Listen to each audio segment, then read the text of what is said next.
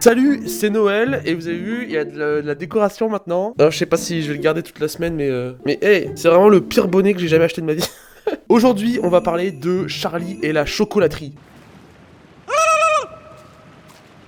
C'est un film de fou furieux. C'est sorti en 2005, c'est réalisé par Tim Burton, c'est incroyable, il y a Johnny Depp, il y a Freddie Highmore, c'est... Wow. Alors ça raconte quoi Charlie et la chocolaterie pour les trois d'entre vous qui l'avaient jamais vu genre? C'est l'histoire d'un petit garçon hyper pauvre qui trouve un ticket pour visiter la chocolaterie de la ville, tu vois, enfin c'est vraiment la chocolaterie magique de ton quartier, et ça fait super plaisir parce que il y a d'autres enfants qui sont un peu des merdes, est-ce qu'on peut dire le terme, c'est des merdes, et Charlie c'est un peu le mec un peu humble, modeste et tout, donc ils vont tous à la chocolaterie, il y a Johnny Depp qui joue Willy Wonka, le créateur de... le magicien, c'est un créateur de chocolat magique. Il fait des dingueries avec des lollipops et des machins.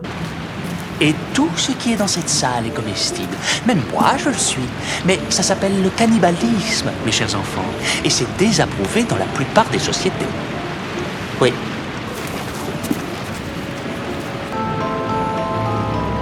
Il y a des Oompa Loompa, c'est des petits bonhommes qui font des danses rigolotes quand il y a un enfant qui fait une bêtise. Parce que le but du film, c'est en fait d'apprendre aux enfants à être humbles, j'imagine. Putain, il y a Christopher Lee à un moment qui joue le dentiste d'Aaron, c'est vraiment cool. Chacun des enfants représente un espèce de défaut, on va dire. Il y a la gourmandise, il y a le gosse accro à la télé, il y a la meuf qui est complètement à fond sur la compétition machin, et il y a une enfant pourri gâtée. Donc bref, c'est des merdes, hein, vraiment. Humainement, c'est vraiment des gogoles. Et ce qui est trop cool, c'est que chacun a sa petite punition sur mesure. Le petit gros, il se fait aspirer dans la truc à chocolat, il devient en chocolat.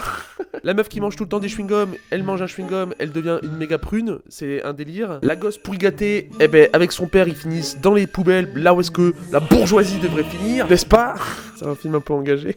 Et le petit gosse de la télé qui est un peu... je sais pas comment le définir, c'est un Twitcher quoi. C'est un mec sur Twitch. Il est un peu impertinent, il est un peu relou, et ça fait partie des gosses, tu sais, genre accro aux jeux vidéo, etc. À la télévision, un peu zinzin. Il y avait surtout dans les années 2000, hein, j'ai l'impression, c'était beaucoup ça dans les années 2000. Depuis les dernières années, ça va un peu mieux, j'ai l'impression. Et ce gosse, il se fait miniaturiser, il passe à la télévision, bref, il passe dans un téléporteur magique, il devient miniature, donc j'ai envie de dire chais. Et à la fin, il reste plus que Charlie, et Charlie, il est en mode, moi, je suis content, j'ai gagné, mais je demandais pas à gagner, je voulais juste visiter, manger du chocolat. Et Willy Wonka lui dit frérot, t'as gagné mon usine et tu viens ménager avec moi. Donc très bizarre, très bizarre. Donc Charlie dit non, moi c'est hors de question, j'abandonne pas ma famille, c'est mort, donc tu peux rester tout seul. Et Willy Wonka il est dégoûté, il fait genre ouais, je fais ça m'énerve, oh là là, je suis Willy Wonka, j'ai un chapeau.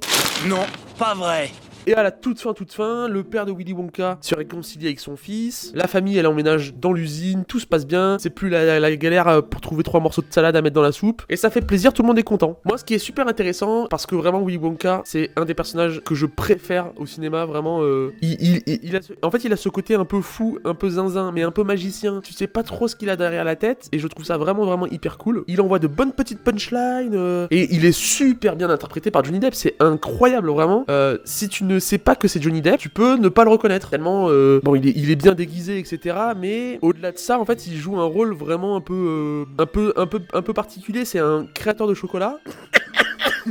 Mais je sais pas s'il aime pas trop le rapport avec les humains ou avec les enfants. Il a une relation bizarroïde avec les autres humains. C'est un extraterrestre en fait. C'est genre vraiment Willy Wonka. Johnny Depp joue pas Willy Wonka, il joue un extraterrestre qui vend du chocolat. Et je vois aucune autre explication. Ce qui est vraiment particulier, au-delà, les visuels. Là, moi, je vous fais une petite sélection, pas piquer les hannetons. Je vous montre un visuel sympa. Regarde là, c'est hyper sympathique aussi. Visuellement, il y a un truc. Tu sais, tu te dis, ok, si on n'avait pas confié le projet de Tim Burton, on aurait pas eu ce truc-là de, je sais pas, le monde en fait dans la chocolaterie et même à l'extérieur est très Tim Burtonesque. Je ne sais pas c'est quoi l'adjectif, sa direction artistique. Il y a un truc qui fait que c'est ça se voit. Alors c'est twisté, bizarroïde. C'est vraiment parfait en fait et ça contourne le truc parce que Tim Burton il est un peu glauque, un peu creepy. Et là c'est un monde un peu féerique de chocolat, etc.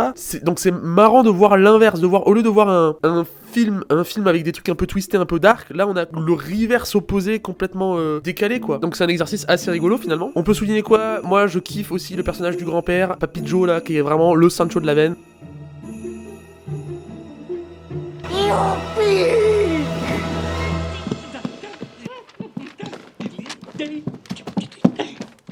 Il est trop touchant, genre vraiment dans tout ce qu'il fait, donc il est hyper sympathique et tu sais que genre ils ont rien les mecs. Et le gars quand il donne la petite pièce au fond du portefeuille, moi c'est vraiment j'ai la larmiche qui monte. Mon pécule secret. Toi et moi, nous allons avoir une nouvelle chance de trouver le dernier ticket. Et je me dis, mais non! Ne donne pas ta seule pièce de l'année juste pour acheter du chocolat, parce qu'en plus, ils l'ont même pas, le ticket gagnant. Et ça me détruit la gueule, et ça me fume, et je suis déprimé quand je sors de cette scène. Mais juste après, le voir danser, le voir heureux de pouvoir visiter la chocolaterie, moi, ça me rend trop joyeux. Et donc, le Papy Joe, c'est vraiment le Sancho. Et bien sûr, Freddie Highmore, qui reviendra dans Arthur et les Minimoys, un autre film de nos enfances, dont je parlerai peut-être un jour. Qui, là, pour le coup, joue un enfant modeste qui dit rien, et pour le coup, c'est pas du tout Charlie le héros de l'histoire, hein. C'est Willy Wonka que le film aurait dû s'appeler. Le film aurait dû s'appeler Willy Wonka et l'usine de chocolat, genre. Parce que littéralement, c'est lui la vedette du film, hein. C'est Willy Wonka, c'est Johnny Depp la vedette du film. Allez, ça va swinguer. Je suis Veruca Salt, ravie de vous connaître. J'ai toujours cru qu'une verruca était une sorte de verrue qu'on a à la plante des pieds. Monsieur Wonka, moi c'est Violette Beauregard. Oh, peu m'importe. Ce qui est aussi incroyable, c'est que souvent les enfants vont interagir avec Willy Wonka, ils vont lui mettre un fait sous le nez, ils vont mettre sous son nez un de leurs défauts. Willy Wonka va genre les tacler, lui dire ah bah ouais, ce que tu fais c'est de la merde. Et ce qui est assez particulier dans la relation qu'il a avec Charlie, c'est que Charlie c'est le seul à lui déclencher des flashbacks ou lui remémorer des souvenirs un peu douloureux, tu vois. Et je trouve ça vraiment phénoménal parce que je l'avais pas vu pendant la première lecture du film quand j'avais peut-être 10 ans, tu vois. Mais là le revoir en tant qu'adulte, tu prends un œil différent, tu prends une nouvelle vision, et c'est ça qui est vraiment incroyable avec le cinéma, c'est que, enfin même avec l'art finalement, c'est que l'art évolue en même temps que toi tu évolues, genre tu peux avoir un œil différent, mais à mesure que tu grandis, et je trouve ça vraiment magnifique, c'est vraiment magique l'art pour moi. Bref, trêve de galéjade, le film est une masterclass absolue bien évidemment. Je sais pas comment, je pense que le film se suffit à lui-même dans le sens où il y a un second livre, Charlie et la chocolaterie, écrit par Roald Dahl. Charlie est le grand ascenseur de verre, si mes souvenirs sont bons, et en fait je pense que le Charlie et la chocolaterie se suffit à lui-même, vraiment, je vois pas comment on pourrait en faire une suite. Le film est une œuvre parfaite, c'est 1h30 de magie, c'est littéralement un film magique. Vous allez me dire mais pourquoi on met à Noël, pourquoi est-ce qu'on met ce film là plutôt qu'un autre film de Noël, tu vois? Mais parce que un film de Noël ça peut être un film qui te fait ressentir des émotions magiques, comme moi manger du chocolat, bah, je trouve ça magique, il y a de la neige, je trouve ça magique, et je sais pas, il y a un mood dans cette usine, il y a un truc genre quand t'arrives dans l'usine à chocolat et qu'il ouvre les portes et que tu vois toute cette rivière et toute cette forêt et ce monde magique, tu te dis mais waouh, c'est littéralement magique, c'est un magicien. Et moi je trouve que la magie c'est Noël c'est magique, et d'ailleurs j'ai un chapeau qui le justifie.